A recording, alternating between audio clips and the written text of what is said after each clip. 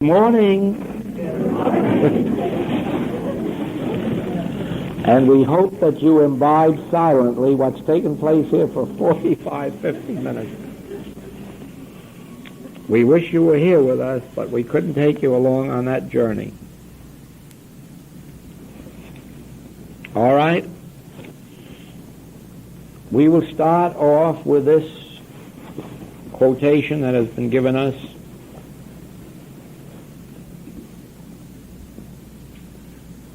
Great is the mystery of godliness, dash, God manifest in the flesh.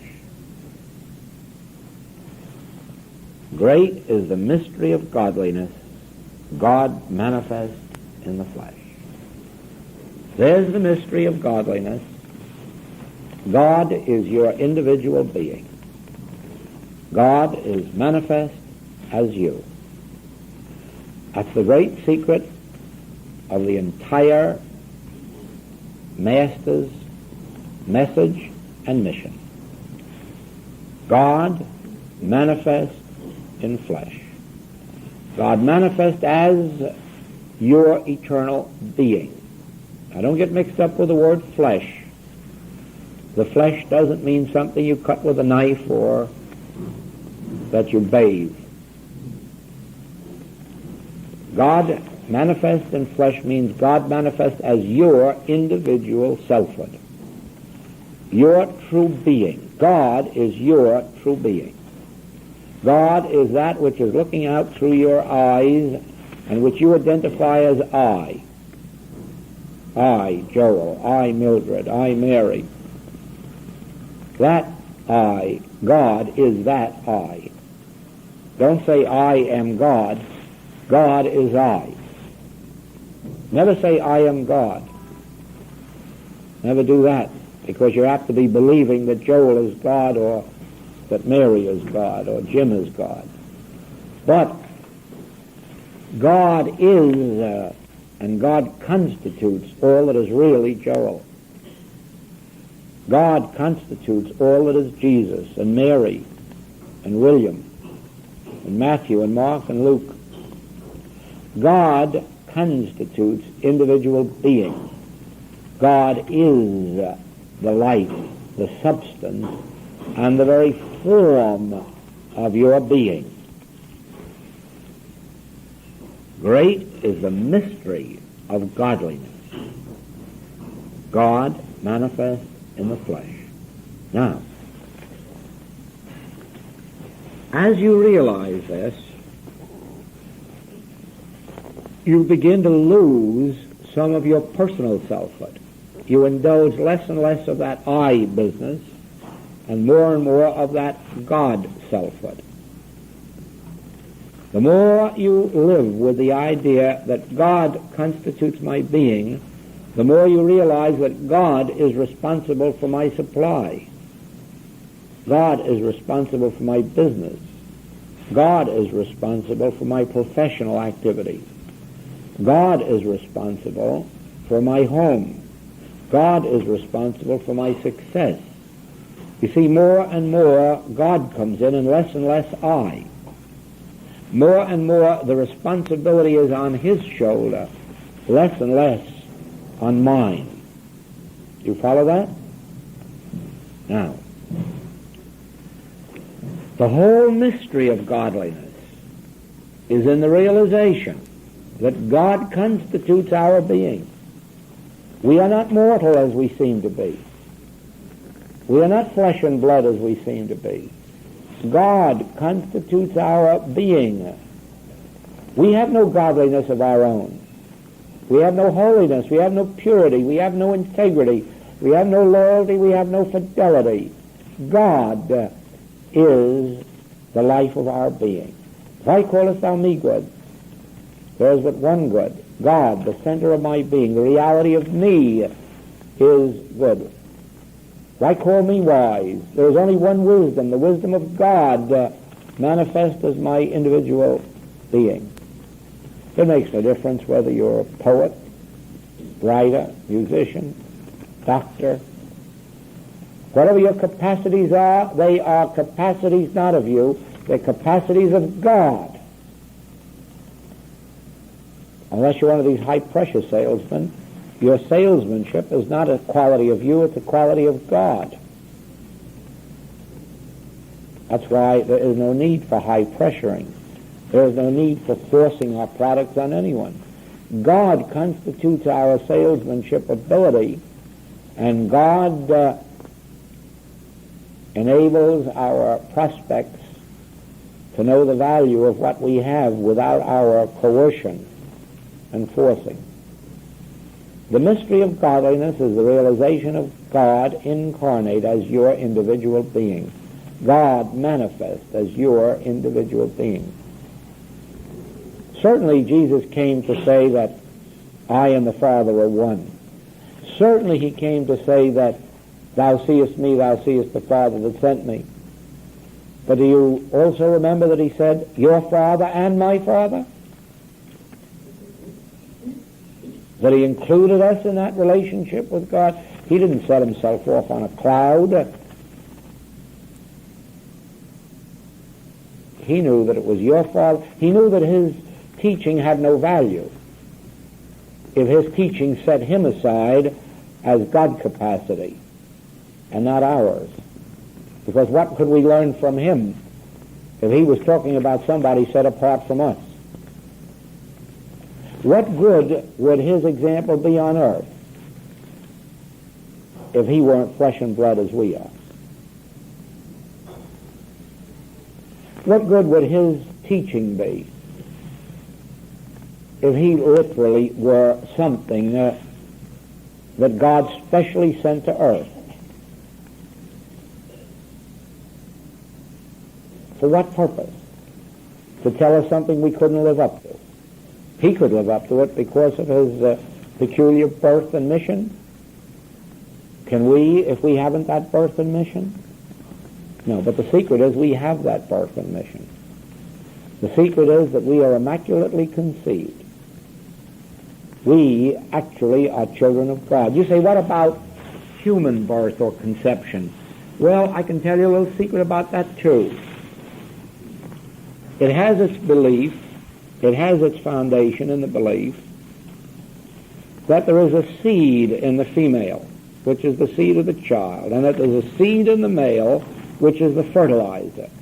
And that when you bring the two together, out of that comes what we call the child.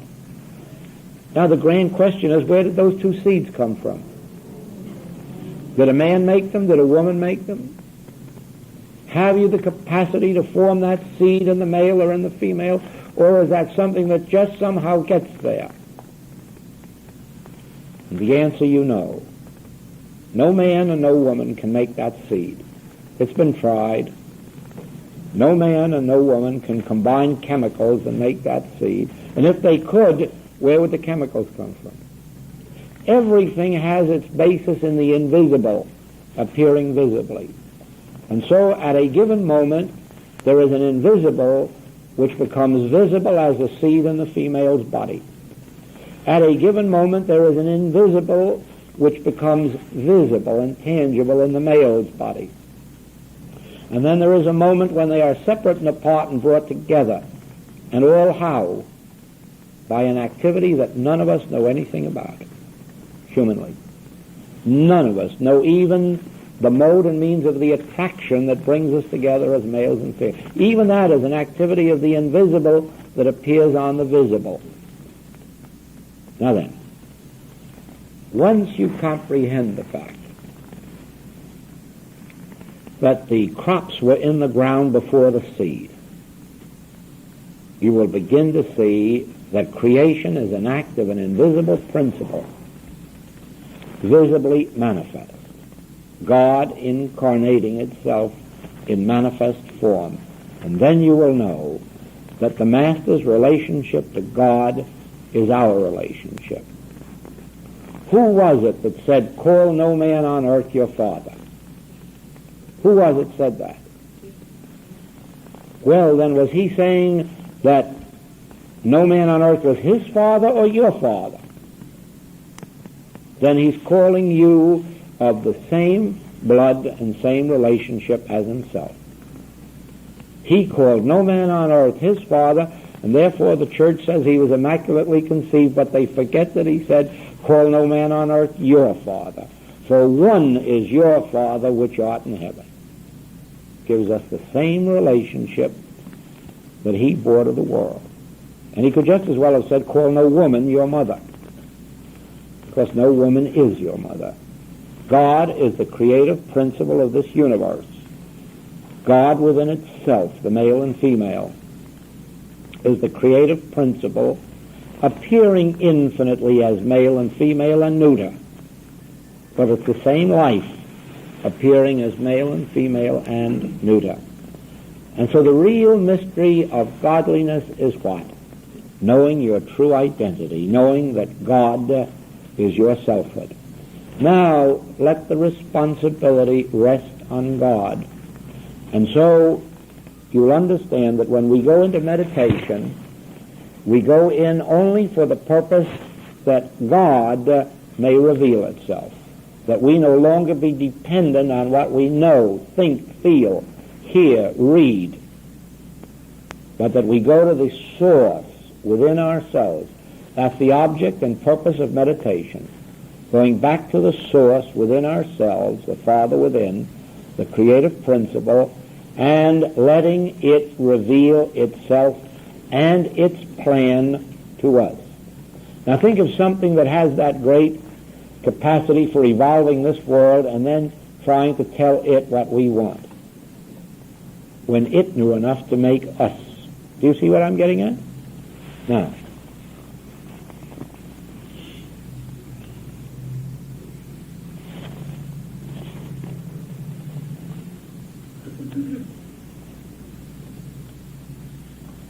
Now, you come through this to the puzzlement.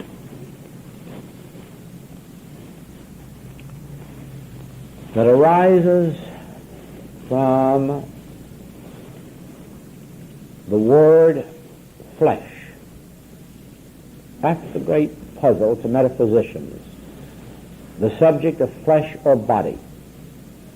Where does the body fit into the spiritual scheme? Where does the word flesh fit in? And on this point, Scripture is clear, although it has been so interpreted as to make it chaotic. Here we have statements like, in my flesh I shall see God. That makes flesh kind of something good, doesn't it? Let all flesh bless his holy name. That makes flesh something good. And then we go out to all flesh is as grass. Oh, now what's happened to our flesh? Then we have pour out the Spirit of God on all flesh. And then we have no flesh can be saved. All out of the same Bible. And then no flesh shall see salvation. Yet up here it says that in my flesh I shall see God, and let all flesh bless his holy name. And then we have, of course, the greatest passage in all the world on the subject. The Word became flesh.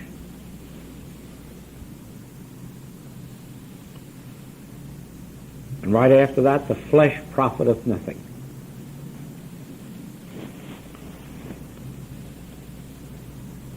They that live after the flesh shall die. But we've been told that the Word became flesh and is immortal, will live forever. Now, in order to understand the subject of flesh and body, you must understand the meanings of the seemingly contradictory terms which are not contradictory at all. They are no more contradictory than when you read in the Infinite Way writings that God is the only power, and then when you get me into a practitioner's class, I whisper to you, God isn't power at all. There's nothing contradictory about that. When we are talking ordinarily and the subject of power comes up, the question is, what is power? And the answer is, God or Spirit is power. And it is not meant, though, in the sense that it is the power over something. It's meant merely that it is the only operative power in consciousness. In other words, it is God or consciousness that is the power that makes 2 times 2 4 and keeps from that. God or consciousness unfolding is the power that keeps do, re, mi, always do, re, mi. God is the power that makes roses come from roses and maintains that law we call like begetting like. Now, in that sense, God is the power in the sense of a creative energy or law, self-created, self-maintained. But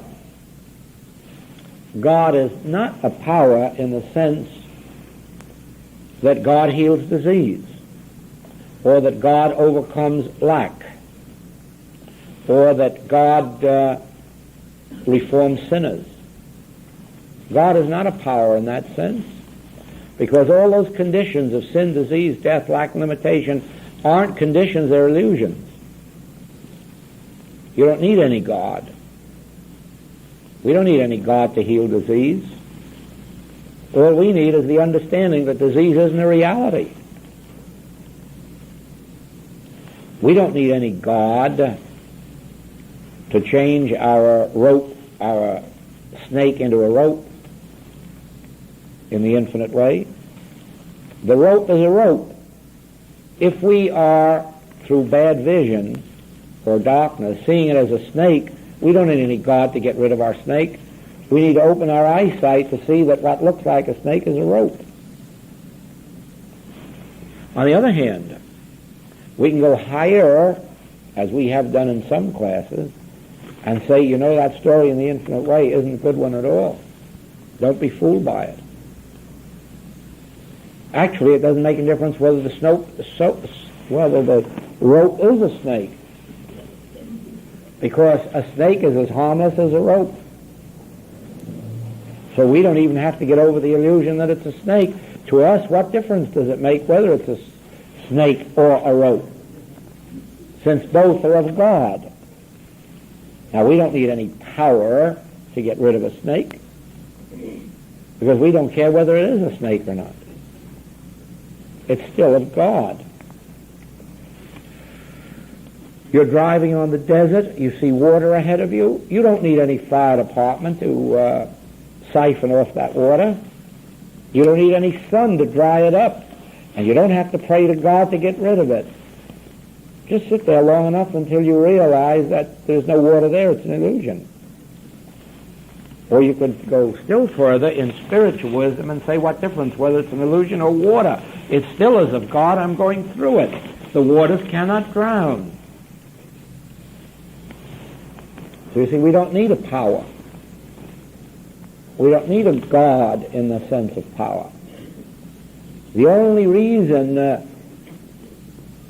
for our having God, is this all that's going down on there? Oh, this is going to be bad someday. Do I have to hear this again? Somebody's going to hear it that won't understand. They'll say, he said we can get along without God. You can't get along without God. God it is that maintains the integrity of the universe. You don't need a God to get rid of its discord. You don't need a God to stop wars.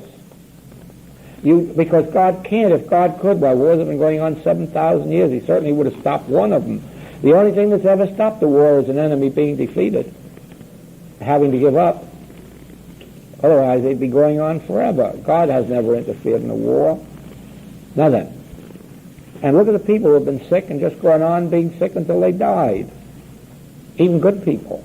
God didn't come into the picture. We don't need a God for that. What we need to know is the nature of error. That's why it is the second half of the entire message of the infinite way. There isn't a book, an infinite way book, that hasn't got a chapter on the nature of error. Why? If you know the nature of error, you can dispense with your God. So far as needing a God to be a power to something. Once you know the illusory nature of error, you'll find God made the world in the beginning and he made it good, and it's still good. Once you understand the first chapter of Genesis, God made all that was made, and all that God made is good. What do you need a God now for? To get rid of goodness? No. In that sense, then, God is not power. That isn't the power of overcoming or destroying or rising above or healing or reforming. God is a power only in one way. But God is the power of this universe. The power that is the creative energy, maintaining and sustaining energy. Without God, this universe would collapse. But this universe is perfect. So we don't need God now as a power to make it better, to improve it or heal it or overcome it. The God we need now is the realization of is. Harmony is because God is. And so we don't need any God to do his work all over again or improve it. All right? Now we come to this word, flesh. Let us understand that spiritually the word flesh means embodiment or body. And therefore, God becomes manifest as individual being. And instead of saying individual being, we'll say God becomes manifest as flesh, as form, as individuality. So the word flesh can be used for body, for being, for individual being, for embodiment, for form, meaning spiritual form. The word flesh can be used even in a thought. If, for instance,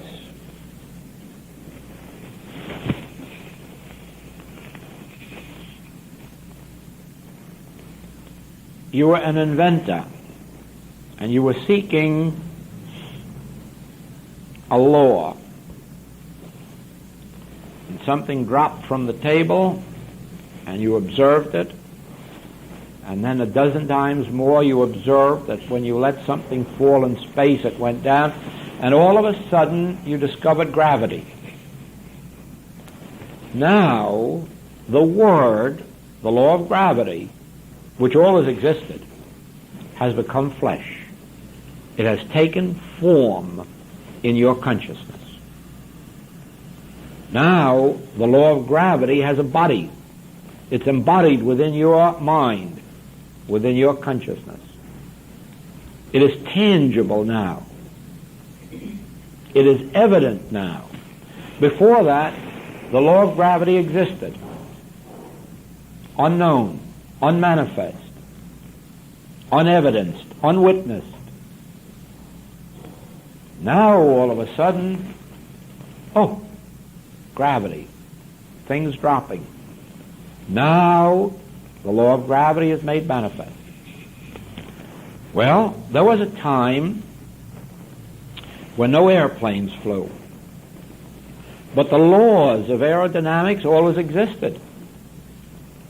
But they existed as the Word, as the invisible law, the unknown law, intangible. And then one day the Wright brothers caught it, hooked it up. Now, before the airplane flew, when it was nothing but an idea in their mind, it had become flesh. It had taken form. It had become concrete. It was witnessed. It was evidenced. It was manifest. From then on, all they had to do was externalize it in another form of flesh, which today is and tomorrow is burnt up. Now that external form can fly today and can be put in a bonfire tomorrow. Now we have a different form of flesh. Now we have an externalized form of flesh, which is as grass, which today flourisheth, but tomorrow is withered, burnt up. So it is that the Word, which is God, the unmanifest, becomes manifest as the Christ, or Son of God. And it's now a manifested idea in consciousness.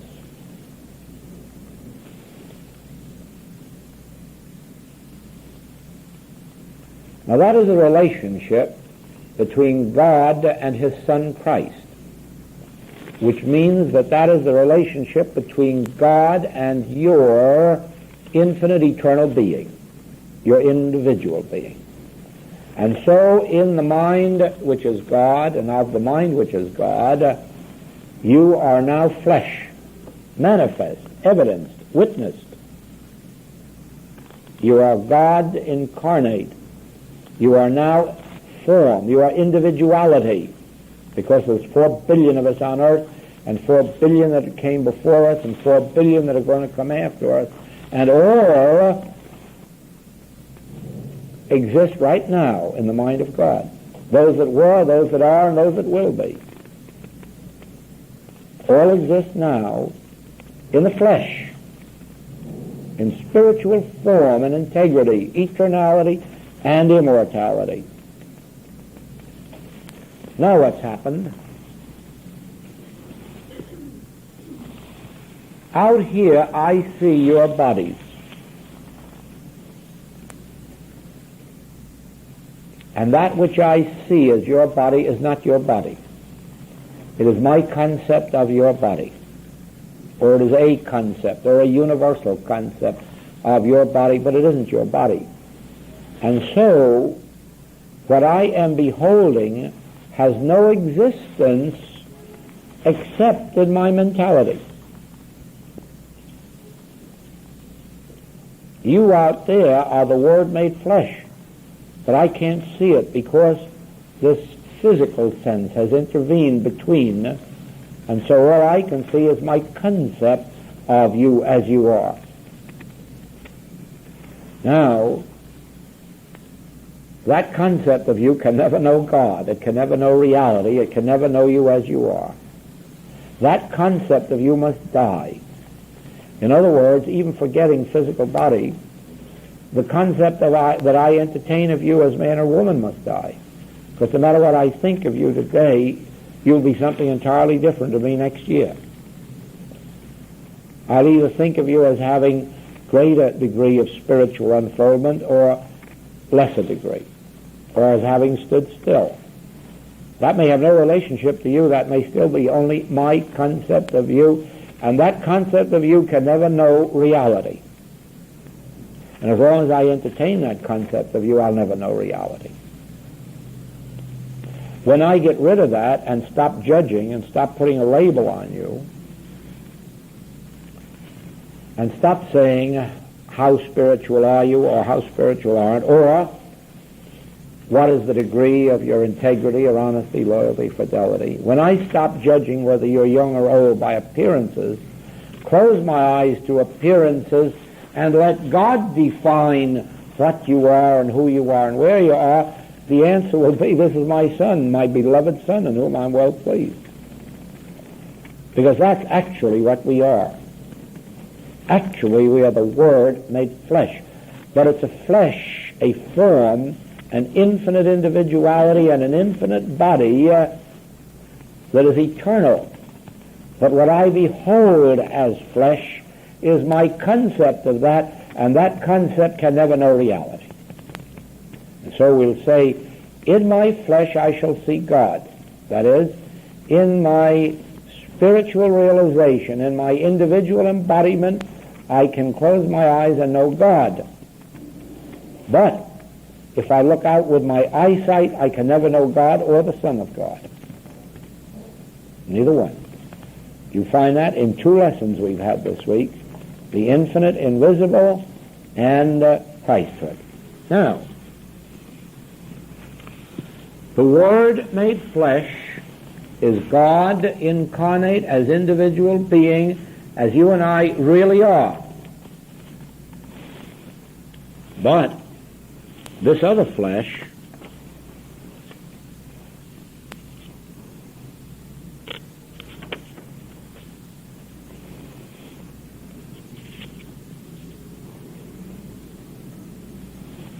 the flesh profiteth nothing. Those that live after the flesh, no flesh shall see the glory of God. Flesh and blood cannot inherit the kingdom of God. That means concepts. Translate that word flesh into concepts. Your earthly concepts will never get into heaven. Your human concepts will never be spiritual.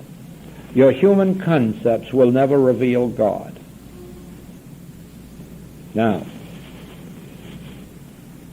when you look at yourself in the mirror, you cannot see your body, nor can you see your flesh. Because the you that's looking is the embodiment in the flesh. But what you see in the mirror is the world's concept of body and flesh. And that is changeable. The higher you go in consciousness, the better that body will look and feel, showing that all concepts change. If you can accept the belief of age and disease, that concept will know death, and nothing can save it from death. On the other hand, you can bring about its death yourself in a painless way by outgrowing it. As you realize more and more the nature of the Word made flesh, you drop the mortal concept of body, and then ultimately you find yourself with a diseaseless, ageless, and painless body. Outwardly it will still look like an improved concept, but it won't be. It will be your realization made manifest. Now,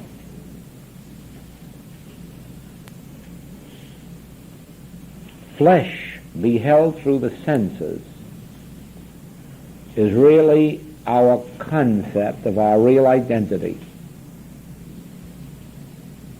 Flesh apprehended spiritually in meditation means our spiritual form, not only of body but of being. And so, realize this. God, in individualizing itself as your being and mine, has been made flesh, evident, tangible. What we behold with the senses is our concept of flesh, and that must die. Whether it dies through our permitting old age and disease to get it, or whether it dies by our transformation of consciousness, that lies with you.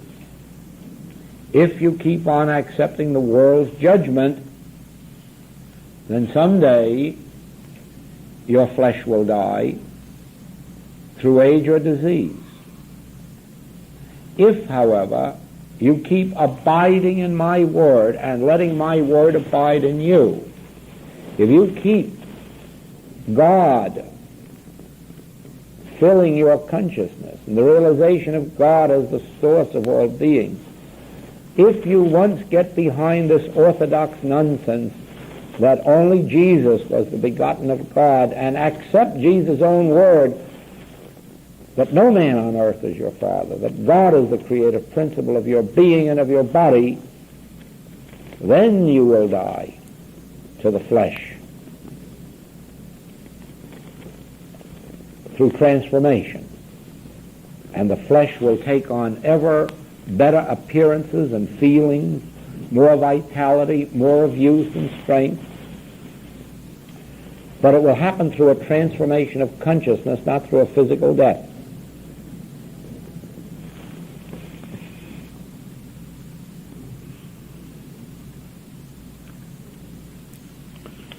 Well, it is the same way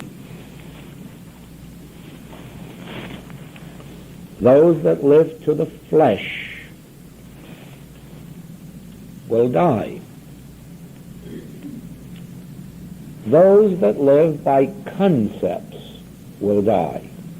In other words, anything that has an externalized form to sense.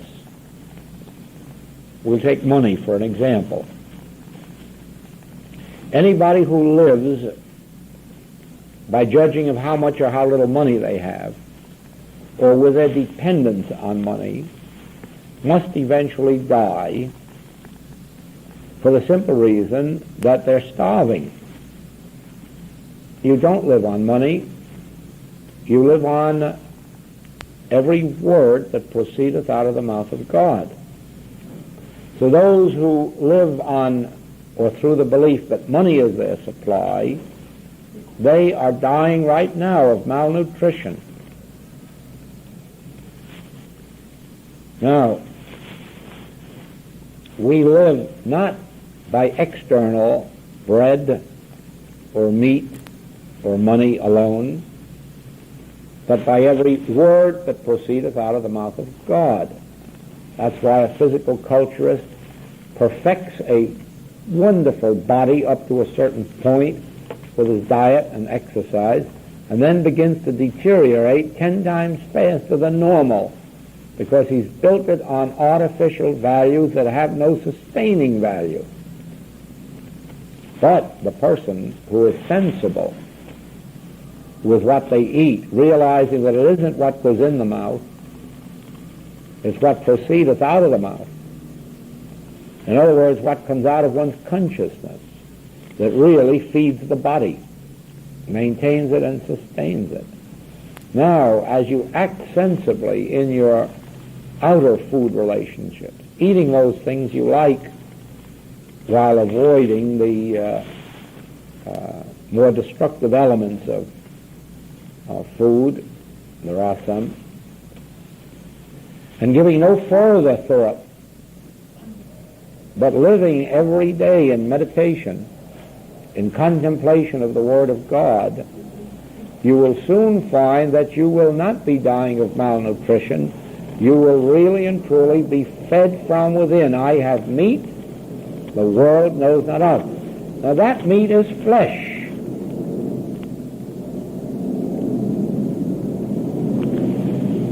But the meat on the butcher's table is a form of flesh which today is and tomorrow isn't. It is a concept, a belief about the real flesh, which is the inner meat, the inner bread, the staff of life. Now, many people have believed that bread, baker's bread, was the staff of life, only because in early scriptural language it was said that bread was the staff of life, but it was never meant in the literal sense. It was meant in the sense of the Word of God is the staff of life. Now the Word of God is the staff of life.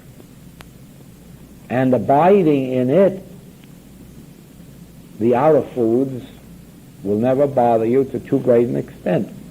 There won't be an overindulgence, there won't be an underindulgence, and your very nature will prove to be a selectivity, so that gradually you'll throw away foods that are not particularly good for your system. It doesn't mean that there are good foods and bad foods, but it does mean that there are states of consciousness which will not take too readily to some foods and will take to others. We, not knowing that, just get in the habit of taking any old thing that comes along as long as it suits our sense of rightness. Whereas a spiritual selectivity comes to us and sometimes tells us not to eat meat for a week or 2 or 3, or tells us to drink a quart of water a day. That's not a reliance on matter.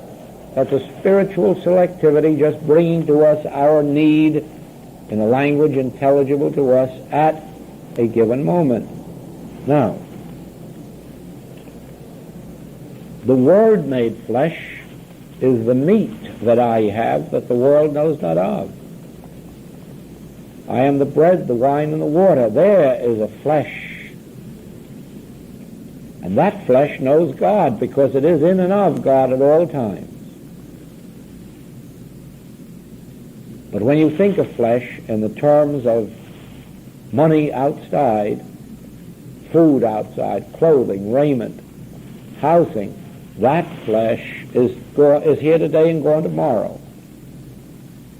Now, the beauty of it is, mark this well, the beauty of it is that we don't have to lay up that external flesh. We don't have to be concerned for anything that has outer form. As a matter of fact, we wreck our lives if we do. Because if we get so in love with those old Model T Fords, we'll prevent ourselves throwing them away and making room for the V8 so that it'll come later. Unless we can outgrow our old concepts of everything in the external. Probably you saw this item the other day of a woman in this town who committed suicide because her husband moved her out of the home she lived in 5 years to another home, and she just couldn't take it, so she just committed suicide. You see, there is the death that comes with clinging to form or flesh. You must be willing to see it come in the external and go. The internal flesh is always the same, but it keeps externalizing itself in newer and higher and better forms. But when they come, don't hug them, or save them up where moth and rust doth corrupt. Don't fall too in love with that automobile or that house or that friend, because they needs must come and go on the outer plane in order that the Word made flesh inside can appear to you externally in newer, greater, finer forms. Now, any form of good that comes to you, enjoy.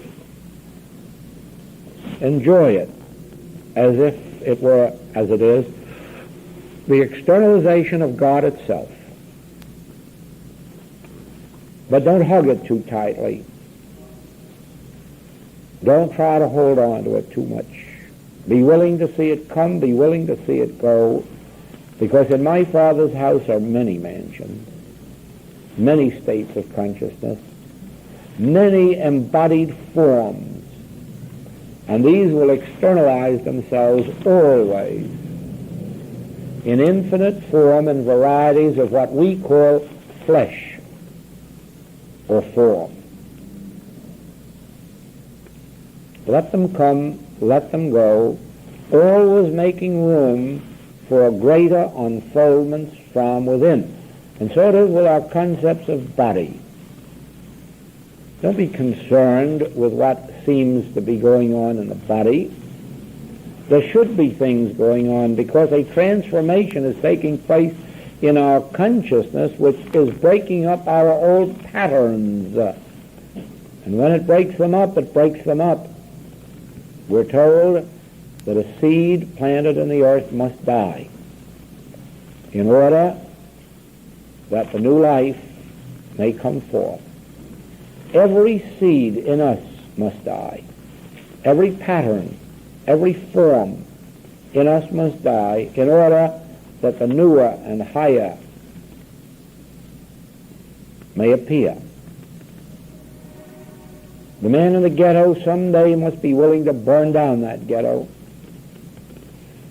Or if not burn down, at least leave it behind for somebody else still on the ghetto complex. Every child has to leave grammar school. They might think the childish days are their best days and they don't want to leave them, but they must. They must outgrow that form of grammar school. They must outgrow their form of childish body. While they're doing it, we're told they have growing pains. And probably they don't like those years of growing pains. But out of it comes the human creative process. And then they have more body pains and changing pains with change of life. They don't like that either.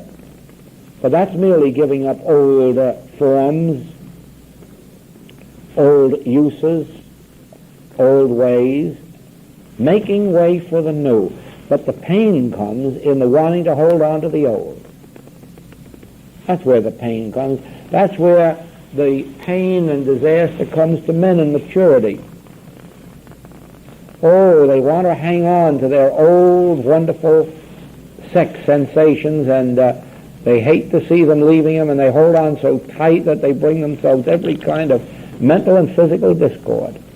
Instead of welcoming the change that's to take them out of bondage to bodily sense for something higher, better, nobler. There may be nothing higher and better, nobler in the younger years, but there certainly is in the maturer years.